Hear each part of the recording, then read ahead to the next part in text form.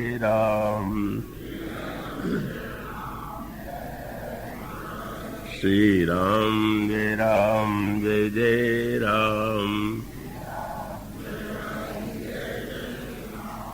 श्री राम जय जय राम श्री राम जय जय राम श्री राम जय जय राम। बोलिए श्याम रामचंद्र महाराज की।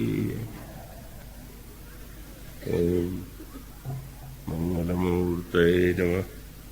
गणाधिपतये नमः। वर्णानामर्थसंहानां रसानां छन्दसामपि मंगलानां च कर्तारौ वन्दे वाणी विनायकौ। शान्तं शाश्वतमप्रमेयमनघं निर्वाणशान्तिप्रदं ब्रह्माशं फणेन्द्रसेव्यमनिशं वेदान्तवेद्यं विभुं रामख्यं जगदीश्वरं सुरगुरुं मायामनुष्यं हरिं वन्देऽहं करुणाकरं रघुवरं भूपालचूडामणिं रक्ताम्भोजधराभिरामनयनं पीताम्बरालङ्कृतं श्यामं द्विभुजं प्रसन्नवदनं श्रीसीतया शोभितं कारुण्यामृतसागरं प्रियगणैर्भक्त्रादिभिर्भावितं वन्दे विष्णुशिवादिसेव्यमनिशं भक्तेष्टसिद्धिप्रदं।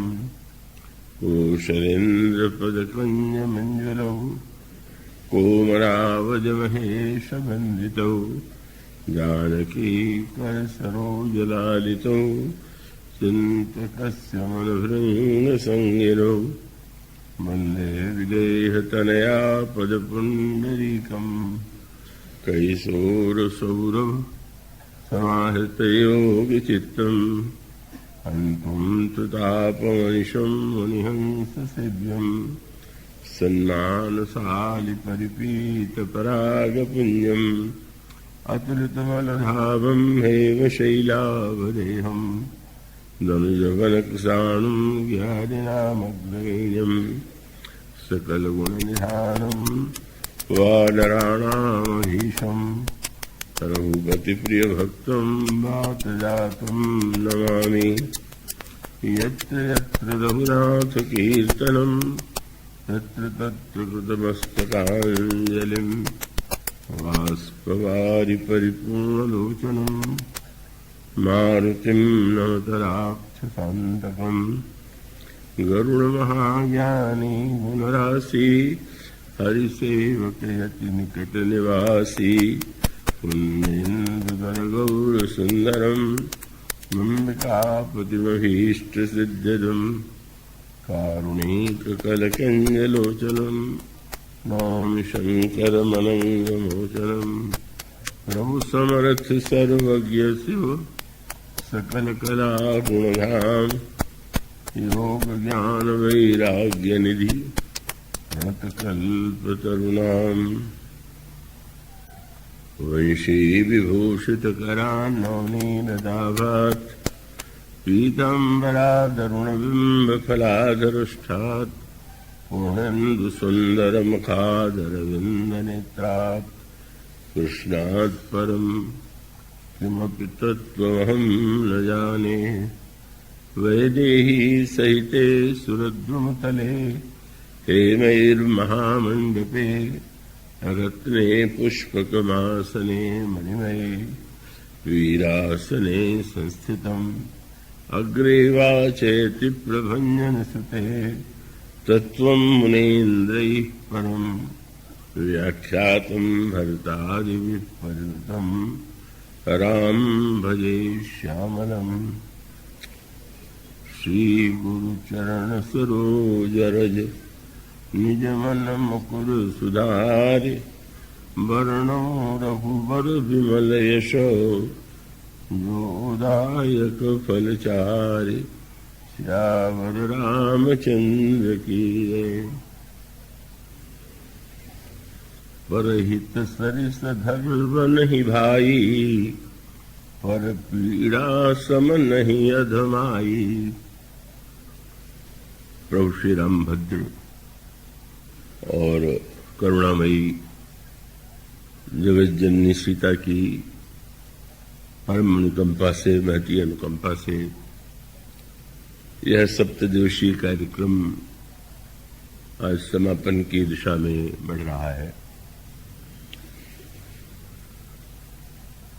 यह ऋतु वैसे यहाँ प्रवचन इस ऋतु में नहीं किया जाता था, पर विशेष कारणों से इस ऋतु में ही रखने की समस्या सामने आई तो स्वाभाविक है जो हमारे श्री नारायण भैया और श्रीजय भैया है बड़े चिंतित थे, क्योंकि वर्षा भी शीत भी, तो कैसे क्या होगा। लेकिन प्रभु की विशेष अनुकंपा है और वो सचमुच यहाँ जो आयोजन किया गया इसमें शीत की रक्षा का ध्यान तो रखा ही गया, पर इतना होते हुए आपकी जो परीक्षा हुई छतरपुर के श्रोताओं की, उसमें निश्चित रूप से जो कई नगरों में जिन श्रोताओं को मैं श्रेष्ठ मानता हूं उनमें आपका स्थान है। ये एक मुझे, और मैं कल तक प्रमाण पत्र नहीं दे रहा था कि भाई अभी तो एक दिन बाकी है तो इसलिए मैं ये कल भी कह सकता था, क्योंकि कल जब मैं चला था तो हमारे प्रिय मैथिली शरण जी ने कहा कि आज तो शीत इतनी है कि आज तो श्रोता निश्चित रूप से कम होंगे ही, पर वो और भी बढ़े हुए और आज तो आपकी संख्या बहुत अधिक है। पर्दे भी सामने लगे थे, उसको भी उठाना ही पड़ा है। तो ये आपके बस यही रामायण में एक शब्द आता है, वाक्य कि अमित उत्साह भवन अति थोड़ा। महाराज दशरथ का भवन भले ही बड़ा था, पर अयोध्या वासियों का उत्साह इतना अधिक था कि वो भवन भी छोटा लगने लगा। तो मुझे बड़ी प्रसन्नता है और आनंद की अनुभूति हो रही है कि आप लोगों के हृदय में कैसी श्रद्धा भावना, कैसी जिज्ञासा वृत्ति है कि आप ऐसी कथा में जिसमें कोई बहिरंग आकर्षण नहीं है, इतनी एकाग्रता तन्मयता से सुनते रहे। हम आप सबके आभारी। श्री नारायण भैया, श्रीजय भैया या अन्य जो उनके भ्राता हैं, का वो अशोक जी या जी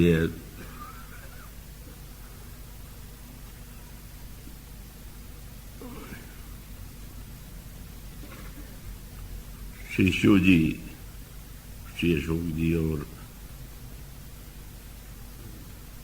याग जी,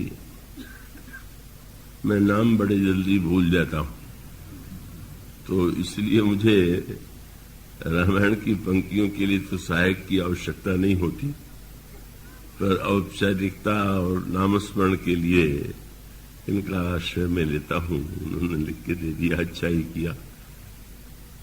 तो वो ये तो वस्तुतः इस परिवार से तो मेरा आंतरिक स्नेह और बहुत दीर्घकालीन स्नेह तो है ही। आध्यात्मिक संबंध और पारिवारिक संबंध दोनों ही न जाने कितने वर्षों से रहे हैं। तो इनकी जो प्रीति है, उनके लोगों की जो सेवा भावना है, तो वो सेवा भावना निरंतर मुझे आकृष्ट करती रहती है। और ये सारे वर्ष ही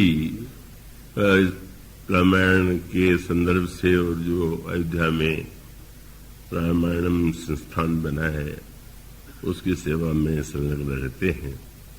तो इस परिवार के लिए हम आशीर्वाद और मंगल कामना देते हैं और आप सब लोगों के लिए मेरी मंगल कामना है जो इतनी उत्कट श्रद्धा वृत्ति लेकर यहाँ एकत्र हुए। तो यहाँ मानस प्रश्नोत्तर मंच की बात कही गई, शर्मा जी ने उसका संकेत किया। पहले दिन मुझे बताया गया था और मुझे बड़ी प्रसन्नता है कि इसमें बालक और बालिकाओं ने अच्छी संख्या में भाग लिया। उन्होंने सुना, उन्होंने लिखा, उत्तर देने की चेष्टा की और ऐसा भी था कि एक आध ने बुलाना भी दिया कि वो उनके साथ न्याय नहीं हुआ। तो उसको यूं कह सकते हैं कि वो अन्याय के अर्थ में तो नहीं होता, पर ये तो होता ही है कि प्रश्न के अनेक उत्तर हो सकते हैं और प्रश्नकर्ता के मन में जो उत्तर है और उत्तर देने वाले के चिंतन में थोड़ी भिन्नता हो सकती है। तो कोई वो ऐसी बात नहीं है और मैं इसी रूप में आनंद का अनुभव कर रहा हूं कि इस नई पीढ़ी में इस प्रकार की चेतना जागृत हुई है। और अगर वो प्रश्नकर्ताओं से भी कहीं किसी प्रसंग में आगे निकल गए हों तो ये तो प्रश्नकर्ताओं के लिए भी संतोष की बात है कि वो सचमुच प्रश्न के दूसरे रूप को उन्होंने हृदयंगम किया है। पर वो बड़ी ये मैं कह सकता हूं कि मुझे तो ये इतना अच्छा लगा कि मुझे लगा कि अब मुझे अन्यत्र भी इस प्रकार के आयोजन की प्रेरणा देना चाहिए। तो ये बहुत ही एक प्रिय लगने वाला मंच का प्रश्नोत्तर था और उसमें जो प्रथम, द्वितीय, तृतीय वो तो एक औपचारिकता ही होती है क्रम के रूप में। वो तो जिन्हें दिया गया या जिन्हें नहीं मिला उस नाते से उन्होंने सबने इस मानस में अवगाहन किया। तो उन बालकों के प्रति और बालिकाओं के प्रति मेरी मंगल कामना और उनके प्रति हार्दिक आशीर्वाद है। हमारे श्रीनिवास जी तो कहना ही क्या है, तो साहित्य के प्रकांड पंडित हैं और उनकी विशेषता ये है कि जब वे धन्यवाद दे लेते हैं तो मुझे लगता है कि मुझे नहीं देना, क्योंकि वो आद्योपांत जो है ऐसा लगता है कि कोई नाम भूलते ही नहीं। तो मैं जितना भूलता हूं उतने वो नहीं भूलते। तो बहुत अच्छा होता है कि वो जो नाम ले चुके हैं मेरी ओर से भी उनका मैं आभारी हूं, स्वयं श्रीनिवास जी का और आप लोगों का। और ये तो वस्तुतः आनंद की बात है। हमारे गणात्रा जी दंपति लंदन से आए हुए हैं, इधर कई महीने से मेरे साथ ही ये तत्व भ्रमण कर रहे हैं। अब वो जबलपुर में रहे, बम्बई में रहे, यहाँ भी आए हैं, आगे भी उनकी यात्रा है। वो कितना अधिक केवल कथा मात्र के लिए ही वो यहाँ आए हैं, नहीं कि आए थे और इसमें भी सम्मिलित हो गए। और मेरे प्रति उनके जो प्रीति थी वो ये जो हनुमान चालीसा का पाठ है उसके माध्यम से उनका स्नेह भाव प्रकट होता है उनके प्रति। और हमारे श्री जगदीश चंद्र जी, उनकी धर्मपत्नी वीणा जी, वे भी कानपुर से आज अंतिम इस समारोह में सम्मिलित होने आए और बड़ी लंबी परिक्रमा करके आए। तो अब मैं समझता चिंता करने लगा देर क्यों हो रही, पर पता चलाने पर पता ये चला विलंब का कारण ये था कि जो गाड़ी का संचालक था वो झांसी होते हुए यहां लेके आया, तो 100 किलोमीटर की यात्रा और बड़ी हो गई पर वो देखे थके हुए नहीं और उत्साह से भाग ले रहे हैं, तो उनको बहुत बहुत आशीर्वाद है। वो बड़े निष्ठावान दंपति हैं और अनुकूल प्रतिकूल परिस्थितियों में भी वे अपनी आस्था से विचलित नहीं होते, विचलित नहीं हुए हैं। उनकी विशेषता है। मानस के 4 घाट का जो प्रकाशन हुआ था उसमें भी उन्होंने ही आर्थिक रूप से उसके प्रकाशन का व्यय उठाया था। तो ये नाम, और जो नाम मैं भूल गया हूं, आपने तो सुन लिया कि मैं भूलने वाला हूं, तो ये न समझिएगा किसी का नाम मैंने नहीं लिया तो जानबूझ के नहीं लिया, भूल से नहीं लिया होगा। अब लीजिए, सबका नाम लेने के बाद विनीत जी का ही नाम लेना भूल गया था तो सामने विनीत जी दिखाई दिए तो की बात भी है।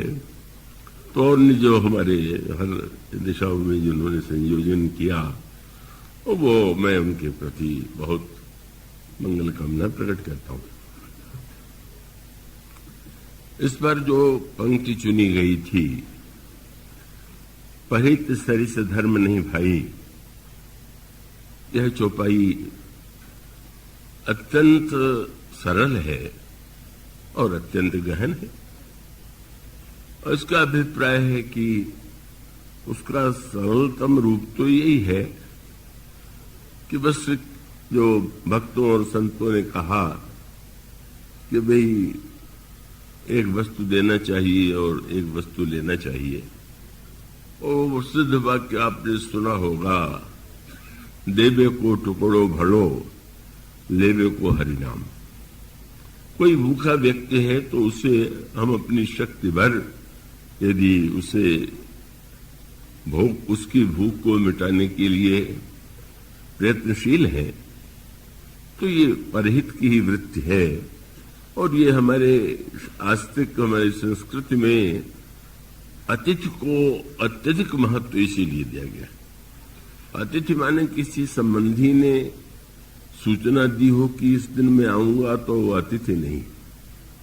अतिथि का अर्थ कि जिसके आने की तिथि का पता न हो, और न पता होने पर भी उसको देख करके अगर हमारे हृदय में यह भावना उत्पन्न होती है कि नहीं, हमें यदि वह भूखे हैं तो खिलाना चाहिए, उनका सम्मान करना चाहिए, तो यूं कह सकते हैं कि आप ये जो भी दान दें, और दान देने में भी वही, उसमें भी बात वही है। अब अगर कोई व्यक्ति दान को, मैंने कई लोगों को देखा, कई बार कलकत्ते में मैं अनुभव करता हूं, कई उद्योगपति ऐसे होते हैं कि अब ब्राह्मण को दान देना है तो अपने रसोइयों को दान दे दिया। तो मैं कहता हूं भाई, रसोइयों को तो देना चाहिए, लेकिन दान श्रेणी में माने बस एक पंथ दुई काज, चलो दान का भी फल मिल जाए और साथ साथ भोजन बनाने वाले की प्रसन्नता से स्वादिष्ट भोजन मिले, तो शायद ये दृष्टि सही नहीं है, पूर्ण नहीं है। इसलिए दातव्यमिति यद दानम दीयते अनुपकारिणे, दान वह है जो अनुपकारी को दिया जाए। जिसने आपका उपकार किया हो उसको यदि आपने दान दिया तो वो सर्वश्रेष्ठ दान नहीं। उसका अर्थ है कि ये नहीं कि ये दान नहीं है, पर दान का सर्वश्रेष्ठ स्वरूप यही है कि जिसने हमारा कोई उपकार नहीं किया, उसको जब हम कुछ देते हैं तो मानो परहित शब्द की सार्थकता, जो अपना स्व है किसी किसी रूप में, और वो कभी कभी तो विनोद का और मानव स्वभाव का भी परिचय मिलता है मुझे। मेरी अवस्था जब थोड़ी थी, 14-15 वर्ष का रहूंगा, तो हमारे श्री हनुमान जी महाराज गांव में है, वहां रामायण पाठ करने जाता, तो गांव के एक सज्जन आए, बड़े मिट्टी के बर्तन में लड्डू भर के ले आए। पुजारी जी नहीं थे तो उन्होंने कहा कि न हो तो भोग लगा दीजिए। मैंने लगा दिया। बाहर कुछ बच्चे एकत्र थे तो मैंने सोचा कि अब प्रसाद है तो सबको बांट देना चाहिए। लेकिन उन्होंने मुझसे ये कहा कि इसमें से आप तो एक ले लीजिए। मेरे लिए भी उन्होंने सीमा तो बना दी थी कि एक ही लेना है और अन्यों को मत बांटिए। मैंने कहा प्रसाद है तो बच्चे खड़े हैं। कहने का नहीं, बात यह है कि जब मैं बुखार था, ज्वर बहुत लंबा था, तो मैंने हनुमान जी को मनौती मानी थी कि हमारा ज्वर ठीक हो जाएगा तो आपको इतनी मिठाई अर्पित करेंगे। और संयोग से आज ही मेरे बेटी के घर में भी कोई समारंभ हो रहा है, तो भोग भी लग गया और बेटी के घर का व्यवहार भी पूरा हो जाएगा। अब आप बांट देंगे तो फिर हमको उसकी कमी पूरी करनी पड़ेगी। मानो मनुष्य का स्वभाव तो बड़ा अनोखा है, वो किस तरह से ऐसी बात सोचता है। पर सावधानी यही होनी चाहिए कि दान का अर्थ और पर शब्द का अभिप्राय यही कि जो दूर का है, जो अनुपकारी है, का उसके प्रति भी हमारे हृदय में यदि उदारता है तो वो उदारता सचमुच सही अर्थों में उदारता है। और अपनों के प्रति उदारता होनी ही चाहिए, पर वह तो कर्तव्य है और वो एक प्रकार से परस्पर आदान और प्रदान है, उसका एक अपना महत्व है। वो जीवन में उस पक्ष का कोई अनादर करने की आवश्यकता नहीं है कि जो अपने हैं व्यक्ति उनको कुछ न दे या उनका ध्यान न रखे, वो एक, लेकिन वो व्यवहार का पक्ष। तो मैंने कहा कि परहित शब्द जो है बहुत गंभीर, जिसकी व्याख्या कई अर्थों में आपके सामने करने की चेष्टा की गई, और सरल रूप यही है कि आप सबके प्रति आपके हृदय में वो दूर का हो, दूर भिन्न जाति का हो, भिन्न व्यक्ति हो, और उसके प्रति भी आपके मन में अगर हित बुद्धि है और आप जो कुछ उसके लिए कर सकते हैं, जो आपकी सीमाएं हैं, उसके अनुकूल आपको कुछ न कुछ करना चाहिए। और यदि किसी के पास सामर्थ्य नहीं है तो कम से कम सम्मान के शब्दों के द्वारा उसका सम्मान तो कर ही सकते हैं। अपनी असमर्थता बताने में भी विनम्रता हो सकती है। तो इसलिए वस्तुतः यह परहित शब्द अत्यंत सरल है, पर उसका एक तात्पर्य है जो उसकी दार्शनिक या आध्यात्मिक व्याख्या करने की चेष्टा की गई कि ऐसा न हो कि थोड़ा सा परोपकार करने पर यह अभिमान व्यक्ति के जीवन में आ जाए कि मैं परोपकारी हूं। इसकी बड़ी संभावना रहती, और इस संभावना का निराकरण तभी हो सकता है जब व्यक्ति परहित के जो अंतरंग पक्ष हैं और उसकी जो वो अंतिम परिणति है उस पर उसकी दृष्टि जाए। तो उसका अर्थ यही है कि हमें इस बात को नहीं भूलना है कि वस्तुतः परहित तो केवल ईश्वर और ईश्वर के भक्तों के द्वारा ही संभव है, और उसका कारण है कि व्यक्ति की सामर्थ्य की सीमाएं। पर इतना होते हुए भी अगर कोई व्यक्ति अपनी सामर्थ्य का सदुपयोग करता है तो धन्य। और इसीलिए दो ऐसे प्रसंग हैं कि जहां पर परहित की प्रशंसा में इस पंक्ति को छोड़ के भी वाक्य आते हैं। एक तो काम का प्रसंग जो आपके सामने रखा गया था, और दूसरा प्रसंग आता है आरण्य कांड में गिरिराज जी का प्रसंग। जटायु गिर है, तो पक्षियों में जो निकृष्टतम पक्षी माने जाते हैं वो है या तो गीध है या कौवा है या बगुला है। अब ये जो निकृष्ट पक्षी हैं उसके साथ साथ चातक है, कोकिल है, कीर है, चकोर है, मोर है, हंस है, इनकी श्रेष्ठ पक्षियों में गणना की जाती है। लेकिन एक अनोखी बात है कि रामचरितमानस में जिन दो पक्षियों को सबसे अधिक महत्व दिया गया उसमें एक कौवा है और दूसरा गीध है, और वो इतना महत्व मिला कि जितना हंसों को और अन्य पक्षियों को भी नहीं मिला। तो एक तो आप आरण्य कांड में दृष्टि डालेंगे, जटायु गिद्ध है और गिद्ध की बस वो गिद्ध का जो प्रतीक है वो बड़ा समझने योग्य है। आप जानते होंगे कि गिद्ध में उड़ने की बड़ी सामर्थ्य होती है और उसके साथ साथ गिद्ध की दृष्टि जो होती है वो बड़ी पैनी होती है। वो ऊपर उड़ता है और पैनी आंखों से दूर दूर देखता है, पर वो उस पैनी दृष्टि का उपयोग क्या करता है? वो दूर दूर तक दृष्टि डालता है कि कहीं कोई पशु या मनुष्य का शव पड़ा हुआ हो और उसके मांस के द्वारा हम अपनी भूख मिटावें, और ऊपर से नीचे उतर करके उस मांस के द्वारा अपनी भूख मिटाने की चेष्टा करता है। तो ये गिद्ध उस रूप में है और कई व्यक्तियों की वृत्ति भी गिद्ध जैसी होती है। और गिद्ध जैसी वृत्ति माने जिनमें उड़ान तो बहुत है और दृष्टि भी बड़ी पैनी है, पर दोनों का उपयोग अंत में नीचे उतर करके अपनी क्षुधा को ही मिटाना है। तो अब अगर इस अपनी बुद्धिमत्ता का, दृष्टि का अगर यही उपयोग व्यक्ति करेगा तो निंदनीय पक्षी में ही गिना जाएगा। क्या बैठे गिद्ध उड़ाए शरण पर कह करके गिद्ध की उपस्थिति को अशुभता का रूप दिया गया। लेकिन गोस्वामी जी ने मानस के 2 गिद्धों के द्वारा बहुत सुंदर संकेत दिया। पक्षियों को आकाश वाले गिद्ध तो गिद्ध ही है, पर इसमें सजग संकेत यह है,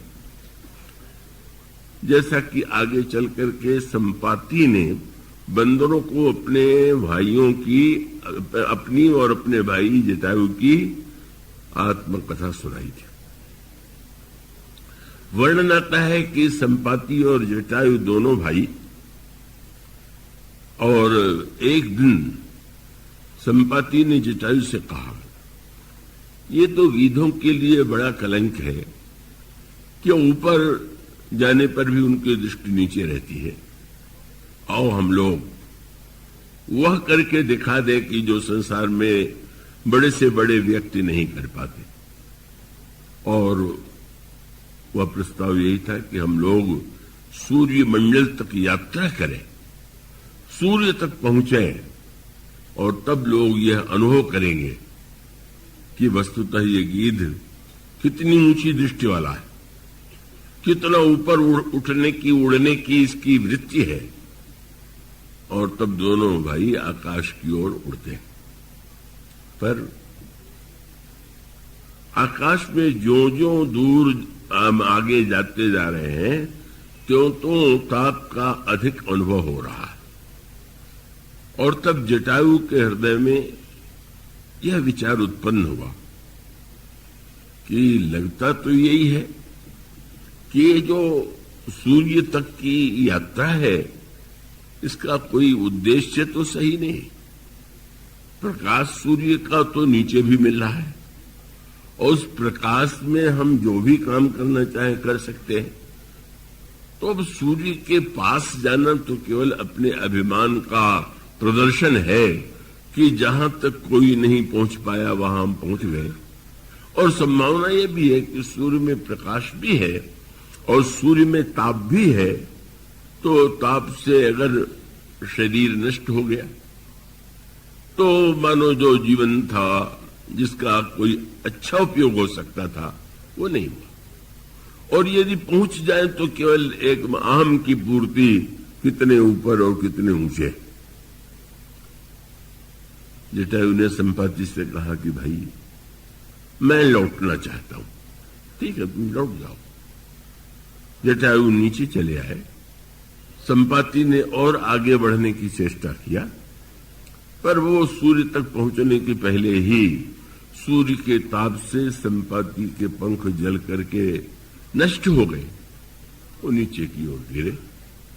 चंद्रमा मुनि ने उन्हें उठाया और फिर उसके पश्चात उन्हें ये संकेत दिया कि एक दिन जनक नंदिनी सीता की खोज करते हुए बंदर यहां आवेंगे, तुम उन्हें लंका में स्थित सीता जी का दर्शन करा देना, तुम्हारे पंख फिर से निकल आएंगे। ये एक संक्षेप गाथा। अब इसमें जो सर्वश्रेष्ठ प्रसंग है वो समझने योग्य, कृपया सजग नित्य ही रहना चाहिए, पर वास्तु अंतिम दिन है यात्रा का, तो जागते ही रहिएगा। और जागना इसलिए बहुत आवश्यक, मुझे स्वयं बीच में नींद आ गई थी, तो उन्होंने हिला के मुझे जगाया। तो अब वो जब मुझे नींद आ रही थी तो आप लोगों को भी आ सकती है, पर वो मैं आशा करता हूं कि आप पूरे चैतन्य भाव से उसे सुनने की चेष्टा करेंगे। इसका अर्थ ये है कि मनुष्य की ऊंचाई का उद्देश्य क्या है। कि नीची वस्तुओं में आसक्ति, नीचे वस्तुओं को पाने की चेष्टा, यह तो अधिकांश व्यक्तियों के जीवन में होती है। पर अगर आप ऊपर की ओर उठना चाहते हैं तो ऊपर की ओर उठना केवल इसलिए महत्वपूर्ण नहीं है कि आप कहां तक पहुंच गए। आज विज्ञान जो है उसी दिशा में प्रयत्नशील है। व्यक्ति ग्रहों तक, नक्षत्रों तक उसके अध्ययन और उसके जहां संभव है पहुंचने की भी चेष्टा कर रहा है। तो अगर उसका उद्देश्य कुछ हो सकता है, एक उद्देश्य तो यह है कि व्यक्ति के अहम की पूर्ति हो, कि जो दूसरे नहीं कर पाए वो मैंने किया। तो अहम की पूर्ति, अहंकारी व्यक्ति तो बड़े से बड़ा काम कर लेता है। एक उसमें पुरुषार्थ होता है, उसमें एक संकल्प होता है, और वो अपने अहम के द्वारा और ऊपर चला जाता है। आप जानते होंगे अहंकार को मद भी कहते हैं, मद शराब को भी कहते हैं। उसका अभिप्राय कि शराब पी लेने पर कभी कभी जो साधारण व्यक्ति नहीं बोल पाते वो भी बोलने लग जाते हैं, और कभी कभी वो कहते भी यही है कि हम तो इसीलिए लेते हैं कि इसके बिना हम अपने आप को दबा हुआ पाते हैं। ये समर्थन न समझ लीजिएगा। इसका अर्थ ये है कि ऐसा कई लोगों को ऐसा भ्रम है और होता है। लेकिन अब फिर वही प्रश्न है कि जो नशे के द्वारा अगर कुछ समय के लिए हम अपने आप को बुद्धिमान समझने की चेष्टा करें तो स्थायी भाव नहीं होगा। इसलिए बात में जब पढ़ता हूं तो बड़ा आनंद आता है। वो जो ओलंपिक में खेल होते हैं उसमें विविध प्रकार के आयोजन होते हैं, और आयोजनों में जो प्रथम होता है उसको बड़ी कीर्ति मिलती है, उसको बड़ा सम्मान प्राप्त होता है। तो आपने पढ़ा होगा कि उसमें एक नियम कि अगर कोई प्रथम आने वाले व्यक्ति के विषय में ये पता चल जाए कि इसमें कोई उत्तेजक औषधि लेकर के सफलता पाई, तो उससे वो स्वर्ण पदक छीन लिया जाता है। कितनी अच्छी बात है। माने आपने अपनी क्षमता से सफलता नहीं पाई, आपने कोई औषधि लेकर के एक ऐसी उत्तेजना पा लिया कि उस उत्तेजना से आप सफल हो गए। और कई बार ओलंपिक में ऐसे कई खिलाड़ी हैं कि स्वर्ण पदक पा लेने के बाद भी जब यह सिद्ध हो गया कि इन्होंने कोई इस प्रकार की वस्तु ली है तो वो स्वर्ण पदक वापस ले लिया जाता है। मैं सोचता हूं खेल में कितना अच्छा नियम है, पर जीवन में ये बिल्कुल नियम नहीं है। जीवन की दौड़ में जो लोग भाग ले रहे हैं वो सचमुच कहीं कोई उत्तेजक नशे की वस्तु से तो भाग नहीं ले रहे। खेल में तो हम लोग बड़े विवेकी कि नकली दवा के द्वारा शक्ति न ली जाए, पर जीवन में जो व्यक्ति सफल हो रहा है, चाहे कितना भी उत्तेजक कोई नशा लेकर के हो रहा है, उसे तो लोग स्वर्ण पदक दे देते। इस सज्जन ने कह दिया कि ऐसे लोग जो सफल होते हैं समाज तो उनको महत्व देता है, स्वर्ण पदक देता है। तो हाँ, मैंने कहा कि यहां देता होगा, पर बाद में जब वहां पहुंचते होंगे और चित्रगुप्त के खाते में पता चलता होगा कि इसने तो ये जो सफलता पाई वो किसी अहम की नशा, अहम या पद या धन की शराब या नशा के द्वारा पाया है, तो स्वर्ण पदक छीन ही नहीं लेते। बोले वहां तुम्हें मिला होगा, यहां तो तुम्हें मिलने वाला नहीं। और इसका अर्थ ये है कि बड़े महत्व की बात है, और इसके महत्व को साधारणतया लोग उतना समझ नहीं पाते। महत्व बहुत है। हम जीवन में चाहते तो हैं कि नैतिकता आवे, बदलाव आवे, लेकिन उसके पीछे कौन सी वृत्ति होनी चाहिए, इसकी ओर हम विशेष महत्व नहीं देते। तो इसलिए वस्तुतः एक बड़े महत्व का जो आध्यात्मिक तत्व है वो ये है कि आपके जीवन की जो ऊंचाई है उसका लक्ष्य क्या है, और आप उसे जो पाना चाहते हैं उसकी पद्धति क्या है। और इस दृष्टि से विचार करें तो विरले ही व्यक्ति जो है अपने जीवन में उस वास्तविकता पाएंगे कि जिसको हम वास्तविक उन्नति कह सकें। इसलिए वो श्री भरत से जब गुरु वशिष्ठ ने ये कहा कि अयोध्या का राज्य तुम स्वीकार कर लो, और श्री भरत के मुखाकृति को देख करके कौशल्याम्बा को ये लगा कि भरत को यह प्रस्ताव अच्छा नहीं लग रहा, तो उन्होंने बड़े स्नेह से कहा कि पुत्र भरत, तुम तो जानते ही हो कि रोग होने पर वैद्य दवा देता है और पथ्य बताता है, और तुम्हें यह भी पता है कि पथ्य तो अच्छा नहीं लगता, पर वैद्य की बात मान करके हम पथ्य अच्छा लगे अथवा न लगे उसे स्वीकार करते हैं। तो गुरुदेव ही वैद्य हैं, और इसमें सारी अयोध्या के लोग रोगग्रस्त हैं। राम वियोग कुरोग विगोए। तो ऐसी स्थिति में गुरुदेव वैद्य के रूप में जो दवा बता रहे हैं उस दवा को तुम्हें और उस पथ्य को लेने में संकोच नहीं करना चाहिए। तुम राज्य स्वीकार कर लो। गुरुदेव समझते हैं इसी में तुम्हारा और समाज का कल्याण है। पर श्री भरत विनम्र शब्दों में भी उन्होंने यही कहा, अच्छा गुरुदेव जो दवा दे रहे हैं यही दवा है क्या? और वह आपने दोहा पढ़ा होगा, सुना होगा, जिसमें कहते हैं, मैं तो आश्चर्यचकित हूं कि मां ने कह दिया, गुरु जी ने कह दिया, पर ग्रह ग्रहित पुनि बात बस, ते ही पुनि बीछी मार।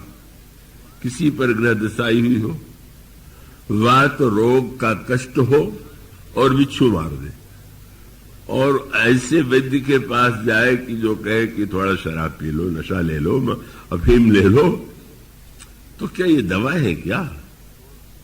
ये इतना कठोर और विनम्र निवेदन था। उनका तात्पर्य था कि जो समस्या इस समाज में उत्पन्न हुई है, क्या उसका समाधान यही है कि मैं सिंहासन पर बैठ जाऊं? सिंहासन पर बैठ जाना तो समस्या को भुलाना है। सिंहासन के पहले जो घटनाएं घटित हुई, क्यों घटित हुई, क्यों इस तरह की अनर्थकारी घटना घटित हुई, उसके पीछे जो कारण है, अगर उस कारण की खोज किए बिना आप मुझसे राज्य लेने के लिए कहते हैं तो मैं नहीं मानता कि यह कार्य औचित्यपूर्ण है। और उन्होंने प्रश्न किया, गुरु वशिष्ठ और प्रजा से भी प्रश्न किया, अच्छा आप ये बताइए कि यह जो आप प्रस्ताव कर रहे हैं इसमें आप मेरा हित देख रहे हैं कि समाज का हित देख रहे हैं? वही हित वाला प्रश्न जो कल कहा गया था। उन्होंने ये कहा कि अब राज्य का राजा बनना तो अच्छा लगता ही है लोगों को, लेकिन उन्होंने प्रश्न जो किया वो भी आपने पढ़ा होगा। वे कहते हैं कि मैं ये जानना चाहता हूं कि अगर आप राज्य देना चाहते हैं तो यही ते जानहु मोर हित कह आपन बड़ काज।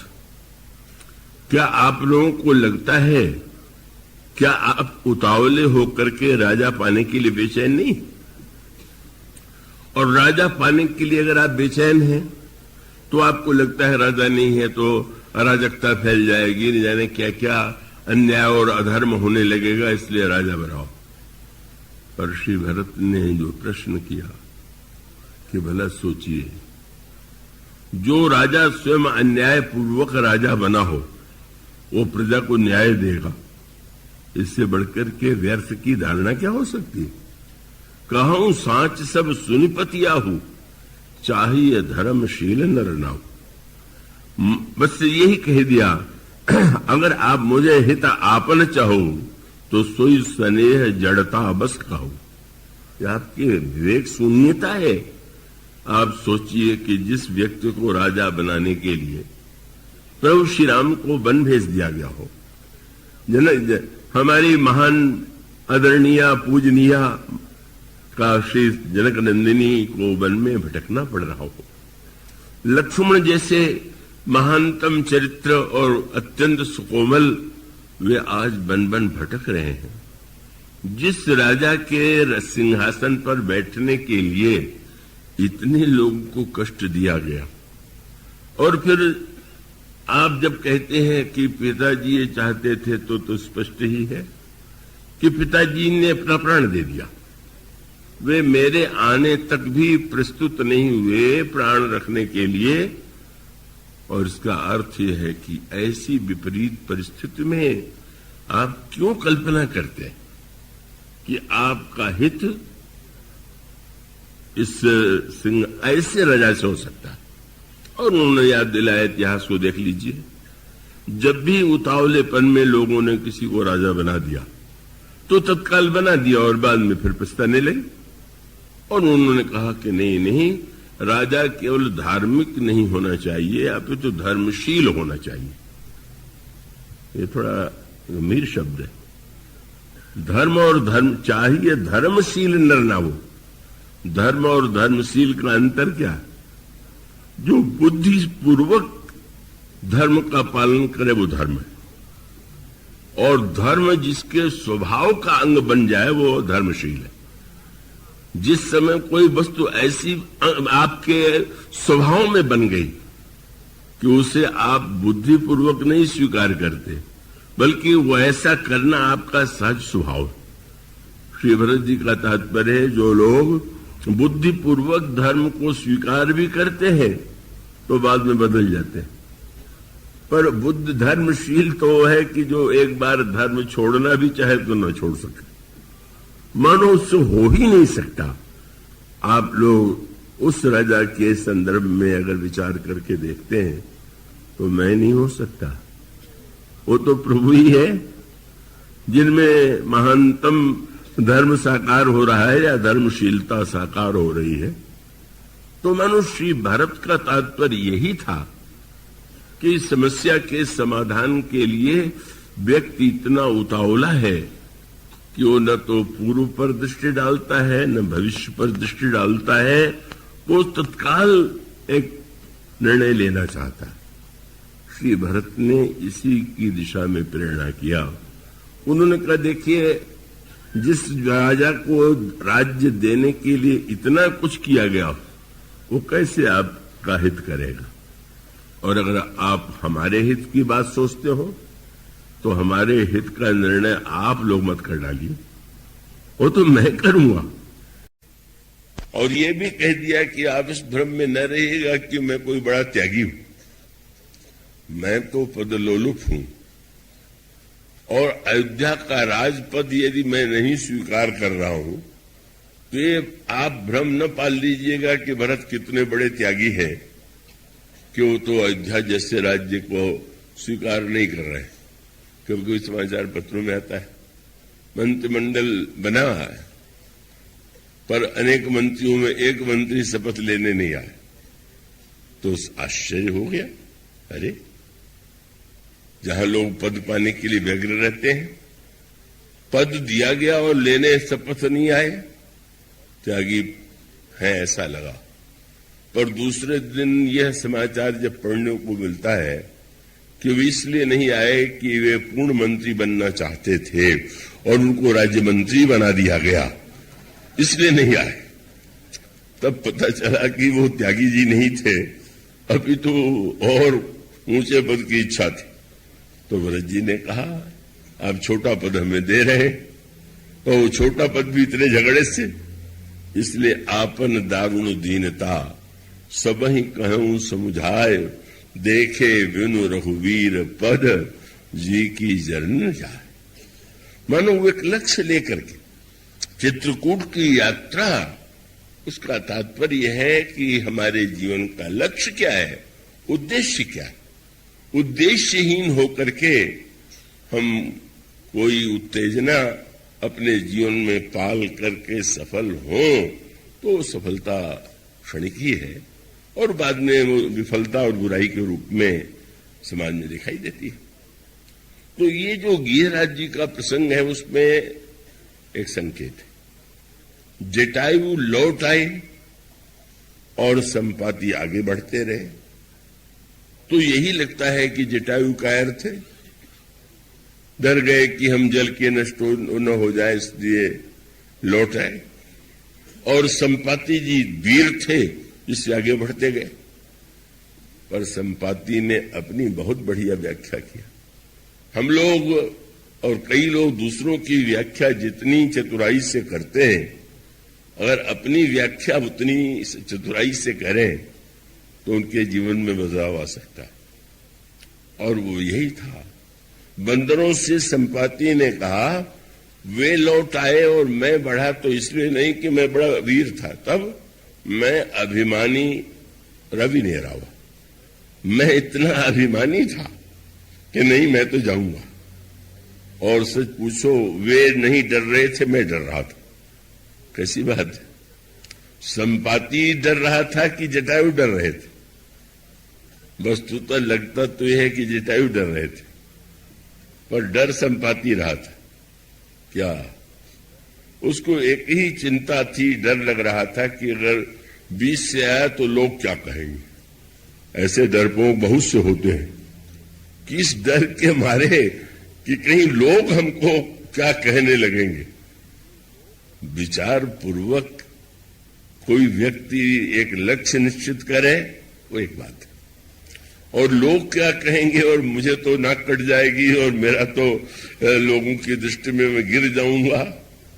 मानो इसलिए संपाति कितना अपने को सही अर्थों में देखने लगा था कि उसने कहा तेज न सही सो फिर आवा, पर मैं अभिमानी रवि नहीं रहा। तो अभिमान की वृत्ति बहुत प्रेरक वृत्ति है, पर उसके द्वारा आध्यात्मिक सफलता नहीं मिल सकती। कि में वीरता कितनी है इसका परिचय आगे ही मिला। और आप देखेंगे पंख दोनों के नष्ट हुए, जटायु का और संपाति का। संपाति का पंख जल गया और जटायु के पंख कट गए, पर उद्देश्य का अंतर था। जटायु कह रहा नहीं है। भगवान श्री राम अपनी यात्रा में जब अयोध्या चित्रकूट के बाद दंडकारण्य में जाते हैं, उस समय गीध को प्रभु ने पिता के समान सम्मान दिया, उन्हें महत्व दिया और अत्यंत प्रेम से प्रभु ने उनका सम्मान दिया, सत्कार दिया। ये प्रभु श्री राम के चरित्र की शील की विशेषता। और उसके पश्चात वह घटना आती है जिसमें लगा कि वे कितने बड़े वीर, बूढ़े हो गए समय पा करके। और एक दिन अत्याचारी अन्यायी रावण जनक नंदिनी सीता को रथ पर बैठा करके आकाशगामी रथ से वो हरण करके ले जा रहा है। सीता जी पुकार रही, पर कोई सामने नहीं आता। सब रावण से डरते हैं और मनुष्य या व्यक्ति डरे, इसमें आश्चर्य क्या है, देवता भी डरते थे। कितनी बड़ी विडंबना है। अमर और डर है। अमर माने जो मरेगा ही नहीं, तो जो मरण धर्मा है उसको डर लगे तो समझ में आता है पर जो अमर है उसको तो निश्चिंत होना चाहिए। पर अमर देवता, अमर धर्मा देवता ये कहते हैं कि हम मरेंगे तो नहीं, पर जी करके कष्ट कितना भोगेंगे। इसलिए हम क्यों झगड़ा मोल कर ले करके हम रावण से विरोध मोल लें और हमें कारागार में डाल दें, और कारागार में हम मरे नहीं और अमर हो करके अब जितने अमर हैं उतने हम कष्ट भोगे। सब डर रहे हैं, किसी प्रकार से नहीं आ रहे। इसलिए रामायण में बात आती है कि जो हनुमान जी ने जनक नंदिनी सीता का दुख सुनाया, सीता कहे अति विपत्ति विशाला, बिनहि कहे भल दीन दयाला। तो सिन सुनि सीता दुख, प्रभु सुख ऐना, भर आए जल राजीव नैना। प्रभु की आंखों में आंसू आ गया सीता जी का दुख सुन करके। लंका के युद्ध में रावण के मरने में विलंब हो रहा है। देवता आते हैं भगवान राम के पास, विलंब मत कीजिए रावण को मारने में। इतने मुतावले क्यों हो रहे हैं? देवताओं ने क्या कारण बताया? अब जन राम खिलावो एही, अतिशय दुखित हो तो मैं दे।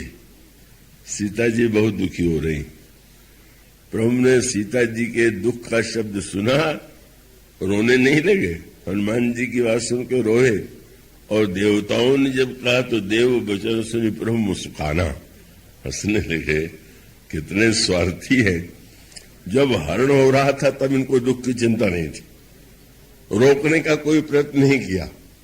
अब अपने स्वार्थ की बेचैनी को भी सीता जी के नाते, अपने लिए नहीं, हम तो चाहते हैं कि सीता जी को कष्ट न हो। ये स्वार्थी प्रवृत्ति के जो व्यक्ति होते हैं, जो हृदय से दुर्बल और कायर होते हैं, उनकी वृत्ति का एक संकेत। सीता जी विलाप कर रही, उनके उस विलाप को किसने सुना? गोस्वामी जी ने कहा, गीधराज सुनी आरत बानी, रघुकुल तिलक नारी पहचानी। अरे ये तो पुत्री सीता का स्वर है। क्या हुआ? जब उन्होंने दूर से देखा कि वो लंका का अधिपति जो है हरण करके लेकर के जा रहा है जनक नंदिनी का, तो उन्होंने वहीं से पुकार करके कहा, सीते पुत्री करस जनित्रासा, करी हूं जात धान करना सा। पुत्री सीता बिल्कुल चिंता मत करो, इस जात धान को मार डालूंगा। रावण के कान में शब्द गया, अरे ये कौन है जो अकेला मुझे इतने दूर से चुनौती दे रहा है? तो उसके मन में संदेह हुआ, कहीं गरुड़ तो नहीं है और कहीं मैनाक पर्वत तो नहीं है कि मैनाक की खगपति होई। लेकिन वो तो बड़ा अहंकारी था। बोले गरुड़ क्या साहस करेंगे मुझे चुनौती देने की? क्यों? बोले मम बल जान सहित पति सोई। गरुड़ के स्वामी विष्णु भी जानते हैं कि मेरा क्या बल है, तो जब उनका स्वामी मुझसे नहीं भिड़ता तो ये क्या भिड़ेंगे? लेकिन थोड़े देर में जब गीधराज जी पास आए तो आश्चर्य हो गया, अरे ये बूढ़ा गीध, वो गीध और उसमें भी अत्यंत बूढ़ा जीर्ण शीर्ण शरीर।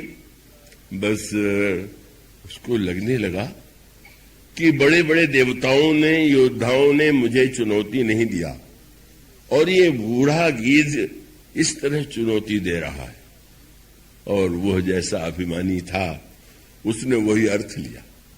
बोले ये मुझसे लड़ने थोड़ी आ रहा। तब बोले जब बहुत वृद्ध हो जाते हैं तो लोग तीर्थ में मरने के लिए जाते हैं, तो इस बूढ़े ने भी सोचा होगा कि किसी तीर्थ में प्राण छोड़ना अच्छा है, और उनको इसको लगा होगा कि रावण की भुजा के तीर्थ में मरना बहुत अच्छा है। मम कर तीर्थ छाड़ी ही देखा, मेरी भुजा के तीर्थ में प्राण छोड़ने बूढ़ा आ रहा। और आप देखेंगे इतना वृद्ध शरीर होते हुए भी केवल संकल्प और मनोयोग से, उस भावना से शक्ति भर हुए रावण से लड़ते हैं। और लड़ते नहीं, बस चोचन मारी विदार से देही, चोच के प्रहार से भी कुछ देर के लिए रावण को मूर्छित कर दिया। दंड एक भय मूर्छाते ही, और उसके पश्चात फिर रावण इनको मूर्छित किया, पर रावण फिर चैतन्य हो गया। फिर रावण ने क्रोध में आकर के जटायु जी का पंख काट दिया। वे लड़ने के लिए प्रस्तुत थे, पंख काट दिया, वो पृथ्वी पर गिर पड़े। कितना वृद्ध ने, उस पक्षी ने जो अधम पक्षी कहा जाता था, उसने पंख कट जाने तक अपने आप को उस हित की भावना से, रक्षा की भावना से इतना कठिन युद्ध किया। रावण हरण करके ले जाता है और उसके पश्चात भगवान राम जनक नंदिनी को खोजते हुए आते हैं।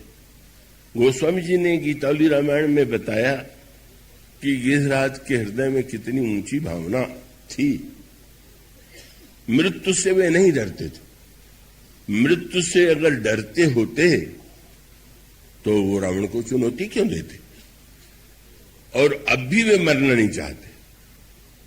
प्राण जो है शरीर को छोड़ना चाहते हैं। शरीर में बड़ा कष्ट होता है तो प्राण भी व्याकुल होकर के उस शरीर को छोड़ दे, तो मानो गीधराज का प्राण शरीर से निकलना चाहता है।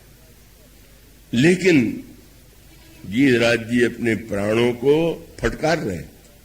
तुलसीदास जी का ग्रंथ जो गीतावली रामायण में, उसमें गोस्वामी जी कहते, अरे पापी प्राण, तुम्हें जीवित रहना है। कब तक? श्री राम आ जाएं और वो संदेश हम दे दें कि रावण हरण करके दक्षिण दिशा में ले गया है, तब तक कितना भी कष्ट क्यों न हो, मरने का संकल्प बिल्कुल छोड़ दो। और गीतावली रामायण में गोस्वामी जी लिखते हैं, गिरिराज जी ने कहा, चाहत चलन प्राण पामर, बिनु सिय सुधि प्रभु ही सुना है। सोचने लगे क्या करें, तो उनके हृदय में तो बड़ी भावुकता भी थी कि जब भगवान राम आए तो देखा गिरिराज जी की मृत्यु नहीं हुई। और गिरिराज जी उस समय एक ध्यान में डूबे हुए हैं। किस ध्यान में?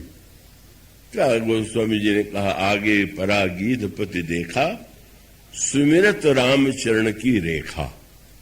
लोग भगवान के मुख का ध्यान करते हैं, भुजा का, चरण का, पर गिरिराज जी प्रभु के चरण की रेखाओं का ध्यान कर रहे। क्या भावना थी? उन्हें यह ज्ञात हो चुका था कि हरण इसीलिए हुआ कि लक्ष्मण जी ने रेखा खींच दिया और उस रेखा को रावण पार करने में समर्थ नहीं था और बाहर निकलने से हरण हुआ। उन्हें जब लक्ष्मण की रेखा में ये चमत्कार है, तो मैं भी अपने प्राणों की चारों ओर प्रभु के चरणों की रेखा का चिंतन करूं और उसमें इतना तन्मय हो जाऊं कि यमराज काल जो है मेरे प्राणों को न ले जा सके। ऐसी भावना और व्याकुल है, शरीर में पीड़ा हो रही है।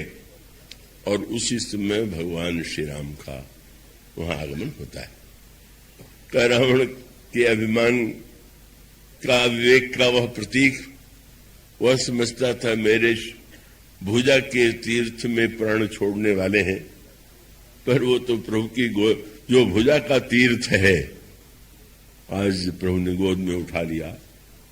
धूल आप अपने जटाओं से उन्हें सहलाते हैं, धूल झाड़ते हैं, और प्रभु ने जब उनका स्पर्श किया तो कर सरोज सिर पर से कृपा सिंधु रघुवीर, देख राम छविधाम मुख विगत भई सब पीर। प्रभु का दर्शन होते ही सारी पीड़ा समाप्त हो गई और प्रभु को बता दिया, नाथ दशानन यह गति कीन्ही, तई खल जनक सुता हरि लीन्ही। वो जनक नंदिनी सीता का हरण दुष्ट रावण ने किया। प्रभु बड़े व्याकुल हो गए। आप मेरी सेवा करने के लिए आप में कैसी रक्षा की भावना थी कि आपने अपने शरीर और प्राण की आहुति दे दिया। तो आपसे बढ़कर के महान उदार कौन होगा? प्रभु गिरिराज जी की प्रशंसा करते हैं और गीतावली रामायण में और रामायण में भी आता है कि प्रभु ने कहा कि मैं चाहता हूं कि आप और जीवित रहें, मेरे जान तात कछुक दिन जीजे। और मैं पुत्र के रूप में आपकी सेवा करूं और आप पिता के रूप में मुझे अवसर दें, ये मेरी कामना है। भगवान कहते हैं कि आप जीवित रहिए। रामचरितमानस में भी यही बात आती है, पर गिरिराज जी के मन में तो दूसरी बात थी कि जिसमें गीत से प्रभु ने कहा कि तुम तो राम कहा तन राखो प्राणा, तो उसमें गोस्वामी जी ने कहा एक नई बात हो गई।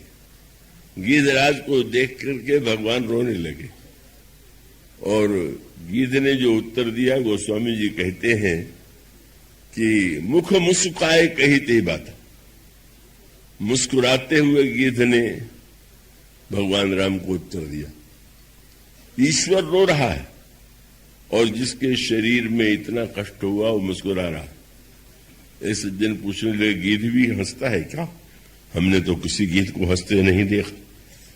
मानो आप रामायण को उस स्तर पर मत पढ़िए कि आप उसको उस अर्थों में ग्रहण करिए। इसका संकेत तो जैसा मैंने कहा, उस हंसी में मानो गिरिराज की आनंद की वृत्ति।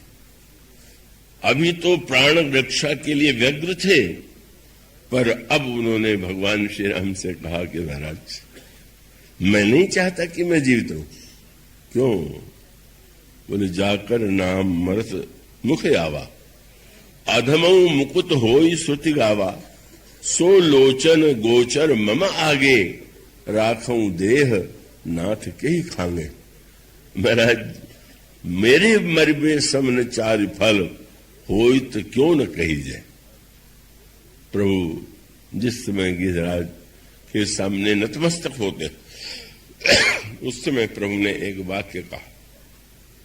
उन्होंने कहा, मेरे विषय में प्रसिद्ध है कि मैं सबको सदगति देता हूं, पर आपको जो मैं लोग कहें कि श्री राम ने गति दिया तो बिल्कुल सही नहीं।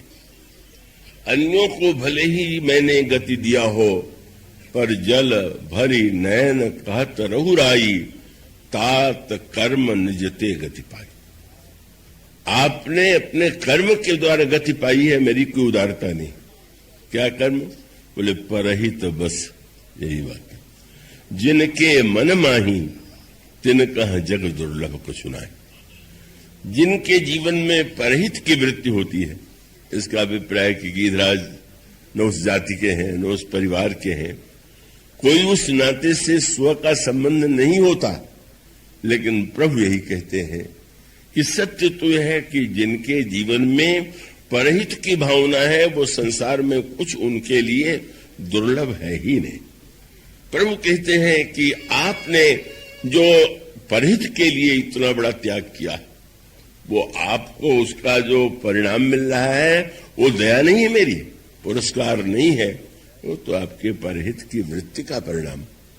और इसलिए बस ये सूत्र महत्व का कथा जिस दिन प्रारंभ हुई थी, उस समय परहित की प्रशंसा काम ने किया था। परहित के लिए उसने भी कह दिया कि ठीक है, शंकर जी में के ऊपर मैं प्रहार करूंगा तो मेरी मृत्यु अवश्य होगी।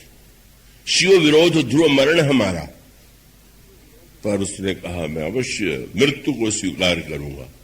क्यों? बोले परहित लागी तजई जो देही, संतत संत प्रशंसा ही थे। और गिरिराज ने स्वयं नहीं कहा कि मैंने परहित किया, वो भावना तो उनमें है ही नहीं। जब उन्होंने कहा तो प्रभु ने कहा, जिनके जीवन में परहित है उन्हें कुछ दुर्लभ नहीं। आपने ध्यान दिया, काम ने परहित के लिए शरीर छोड़ा तो अगले जन्म में भगवान कृष्ण के पुत्र बने, और गिरिराज जी ने शरीर छोड़ा तो प्रभु ने उनको पिता माना। भगवान कहते हैं परहित करने वाला ही मेरा पिता है और परहित करने वाला ही मेरा पुत्र। जो मेरा उससे नाता जोड़ना चाहता है, दोनों ही नाते प्रभु ने परहित करने वाले से ही जोड़ा। तो गोस्वामी जी ने कहा कि जो सौभाग्य दशरथ जी को नहीं मिला वो तो गिर को मिला। प्रभु ने कि गिरिराज का को जब शरीर छोड़ते हैं तो गीध देह तजी धरि हरि रूपा, भगवान का ही रूप धारण करके दीध देह तज धरिहर रूपा भूषण बहु पट पीत अनुपा श्याम गात विशाल भुजचारी अस्तुत करत नहन भरिवारी। मानो इन दोनों प्रसंगों का तत्व यही है कि जब किसी के अंतःकरण में ज्ञान की दृष्टि से स्व के प्रति आसक्ति नहीं रह गई और जहां पर व्यक्ति परहित की भावना के लिए सब कुछ अर्पित कर देता है, वह भगवान को अत्यंत प्रिय है। भगवान कितना महत्व देते हैं। गीत गोस्वामी जी ने कहा, प्रभु ने कहा गीधराज जी के लिए पहले तो उनकी वो किया और गीधराज को तिलांजलि दिया। मानो उन्होंने कहा कि आपकी सदगति तो हो गई, पर मैं तो अपनी कृतज्ञता के रूप में आपके प्रति पिता के रूप में आपको सम्मान देता हूं। यह जो प्रसंग है उसका संकेत यही कि देवता अमर हो, स्वर्ग में रहते हो, पर जब वो भगवान को बधाई भी देने आते हैं तो गोस्वामी जी वो कहे बिना नहीं छोड़ते। रावण मारा गया तो सारे देवता घिरे हुए, गोस्वामी जी ने तुरंत कहा, आए देव, बहुत अच्छी बात है, कौन बड़े सदा स्वार्थी, लेकिन बोलते कैसे, बोले वचन कहे जो परमारथी। बोलते तो ऐसे हैं कि जैसे कोई अपना स्वार्थ ही नहीं है, पर पक्के स्वार्थी है। मानो एक और देवता जो इतने वंदनीय हैं, उनके लिए भी इन वाक्यों का प्रयोग मानस में किया गया। और जिन गीधराज के प्रति जो गीध अधम पक्षी माना जाता है, जो निंदनीय माना जाता है, उसको भगवान का तिलांजलि दे करके, पिता के समान सम्मान दे करके और परहित की महिमा का वर्णन करके प्रेरणा देते हैं कि सबसे बड़ा धर्म परहित है। उच्च वर्ण में जन्म लेकर के, उच्च धन संपत्ति पद पा करके भी जो परोपकार नहीं करते, वो हमारी दृष्टि में कुछ नहीं है। का बस वो जो परहित निरत है। जैसे कोई विदेश यात्रा से आता है तो लोग पूछते हैं क्या देखा, किससे मिले, तो प्रभु 14 वर्ष के बाद लौट करके आए तो मित्र लोग मिलते और प्रभु से पूछते थे कि प्रभु 14 वर्ष आप वन में रहे, आप कितने लोगों से मिले होंगे, आप जरा कुछ तो बताइए, किससे मिले, क्या बात हुई। तो गोस्वामी जी कहते हैं कि एक भी मुनि का उन्होंने नाम नहीं लिया, क्योंकि मुनियों ने तो स्तुति किया थी।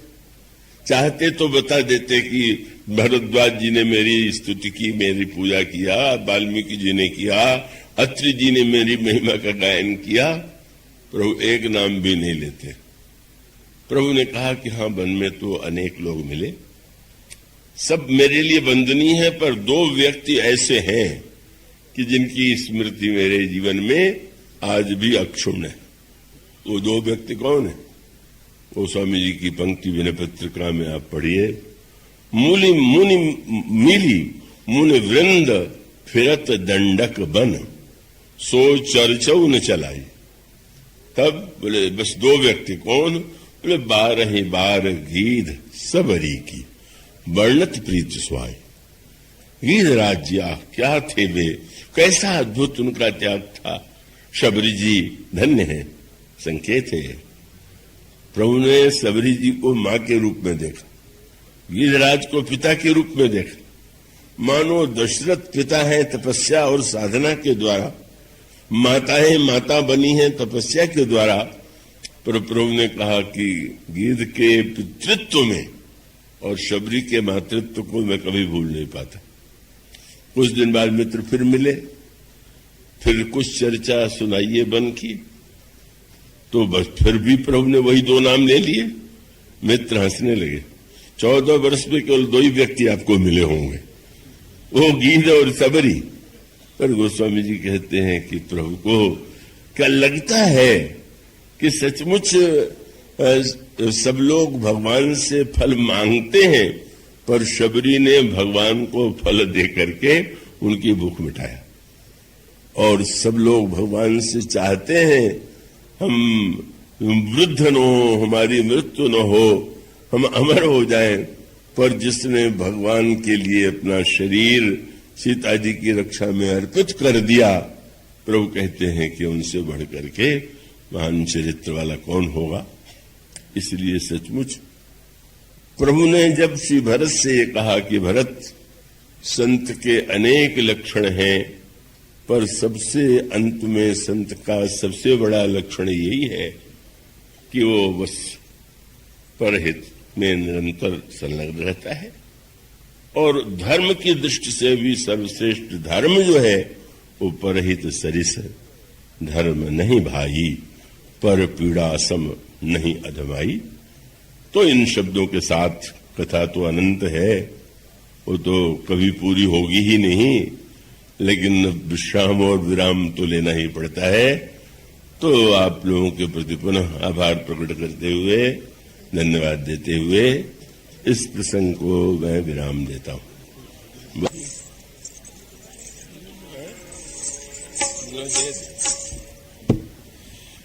परम श्रद्धेय महाराज श्री के द्वारा विरचित ग्रंथ यहाँ बाहर प्राप्त हो रहे हैं, और जैसा मैंने आपको बताया कि बिल्कुल नवीनतम ग्रंथ है मानस के 4 घाट, वो अभी प्राप्त हो रहा है।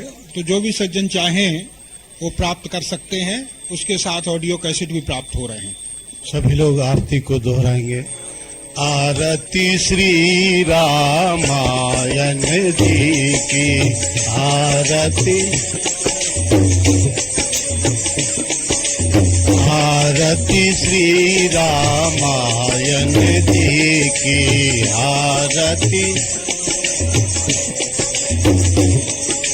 कीरति कलित ललित सियति की, कीरति आरती श्री रामायण जी की, आरती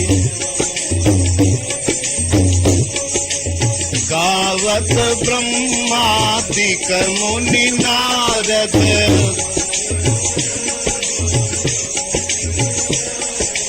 गावत ब्रह्मादिक मुनि नारद,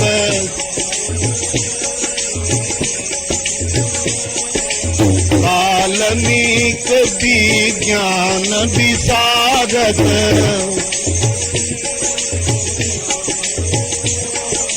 वाल्मीक विज्ञान विशारद,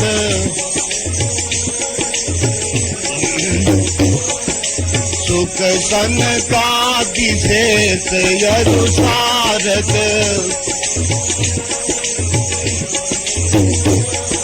सुख सनकादि शेष यरुसारद,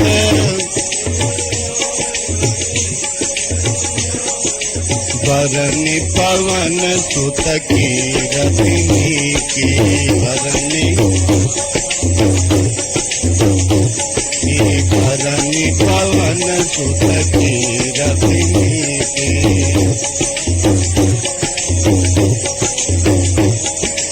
आरती श्री रामायण जी की।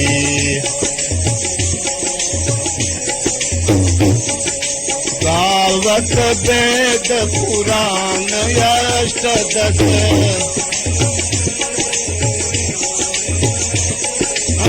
गावत वेद पुराण अष्टदश,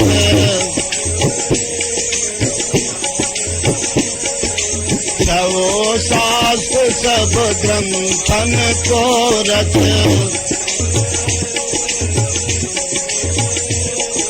छवो शास्त्र सब ग्रंथन को रच,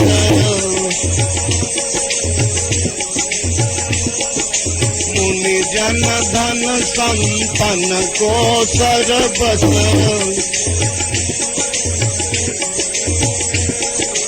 सारयंस सम्मत सबही की,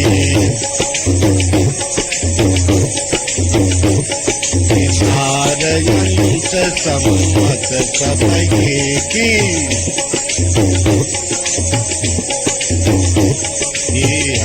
आरती श्री रामायण जी की।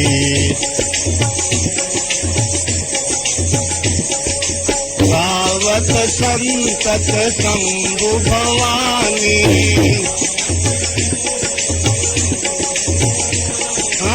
गावत संतत शंभु भवानी,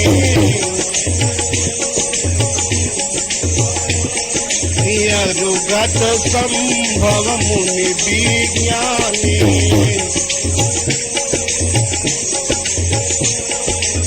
अरुगत संभव मुनि विज्ञानी, व्यास आदि कवि वर्ग बखानी,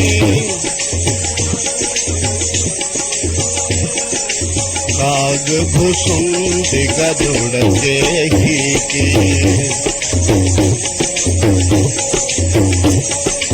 आरती श्री रामायण जी की। कलिमल हरण विषय रस थी की, कलिमल हरण विषय रस थी की, सुभग सिंगार मोती जुवती की, सुभग सिंगार मोती जुवती की, दलन रोग भव मोरियनी की, मात मात सब विधि तुलसी की, आरती श्री रामायण जी की, रति कलित कलित की,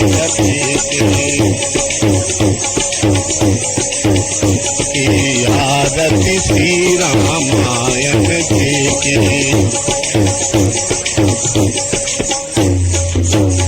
कर्पूर गौरम करुणावतारम संसार सारम भुजगेन्द्रहार, सदा वसन्तं हृदयारविन्दे भवं भवानी सहितं नमामि।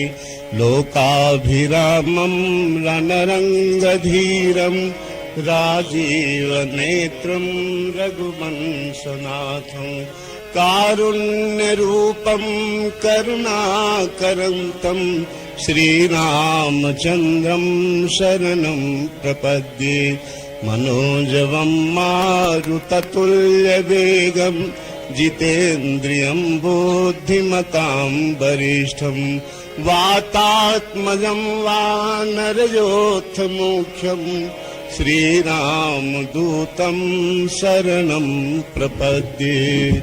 त्वमेव माता च पिता त्वमेव, त्वमेव बन्धुश्च सखा त्वमेव, त्वमेव विद्या द्रविणं त्वमेव, त्वमेव सर्वं मम देव देव।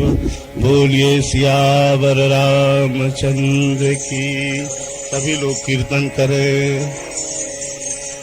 सीता राम राम राम सीता राम राम राम।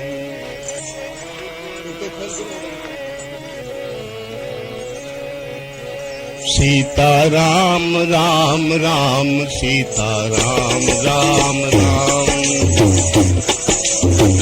बोलिए सीता राम राम राम सीता राम राम राम सीता। बोलिए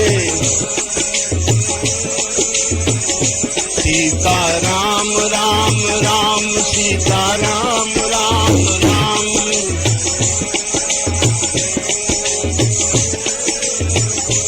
सीता राम राम राम सीता राम राम राम।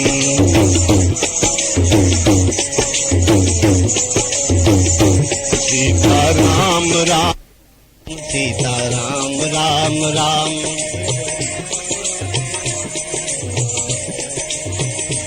सीता राम राम राम राधे श्याम श्याम श्याम सीता राम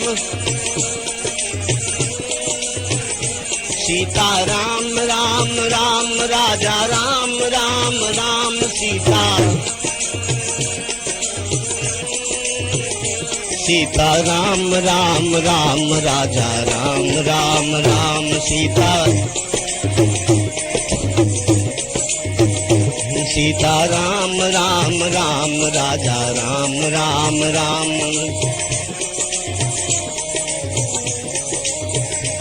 सीता राम राम राम राम राम राम सीता सीता राम राम राम राजा राम राम राम सीता बोलिए सीता राम राम राम राजा राम राम राम सीता राम राम राम राजा राम राम राम